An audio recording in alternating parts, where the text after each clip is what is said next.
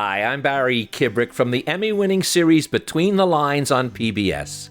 After 26 years on television and hundreds of conversations with the biggest names and personalities in every field imaginable, I knew it was time to leave the old ways of broadcasting and give myself, my guests, and my audience a more dynamic and intimate experience than ever before by transforming it into a podcast. Unchaining us from the screen, my guests never have to leave the comfort and convenience of their home, adding a level of freedom, flexibility, and engagement. What you are about to see is an example from the show's TV roots and why guests will continue to love the time we share together. I have a note here. Don, he's a cross between Rod Serling and Leonard Cohen. Now, I don't know why I put those two down. And I put it down there because... Those are two heroes of mine, so I really Are you serious? Yeah, absolutely. Well, I wrote that down because when I see him, I say, he's got this persona of Rod Serling, but the poetry of Leonard Cohen. And there's a line. This is from Leonard.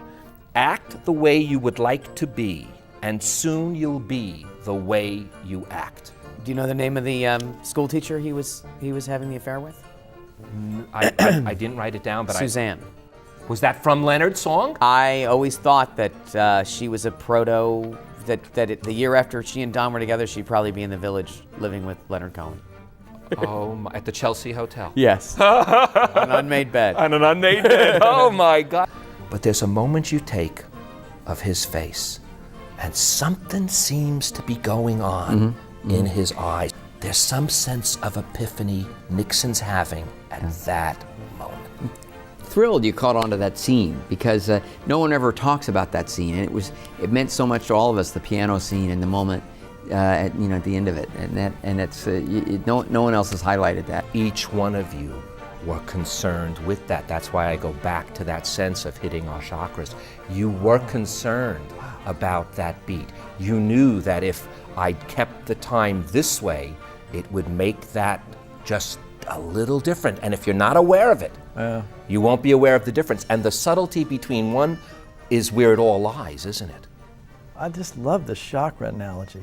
And the lower chakra is the pocket, and then there's the heart chakra, and then there's Jim's great intellect. I guess all of them. In all the shows that I've ever done, this has been the best.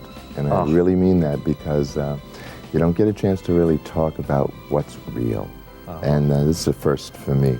Thank you so much. I really am very fortunate to be here. It's a very unique interview technique, and it's much more profound than you get in any other medium. I have never had an experience quite like this. I mean, this discussion of the book has just been fabulous. You took it on such a level, and you talked about so many things that were so important to me. It was just great. I'm thrilled. I'm thrilled to know you, and I'm thrilled to know about your show as a result. It's just a gift that you give.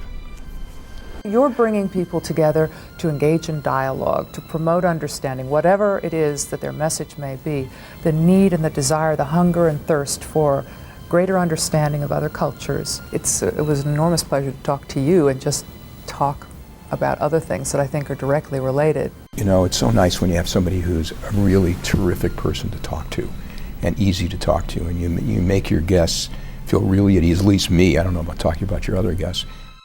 Thanks for watching. I look forward to all the amazing guests who will make this new podcast a more bold and open experience than ever before.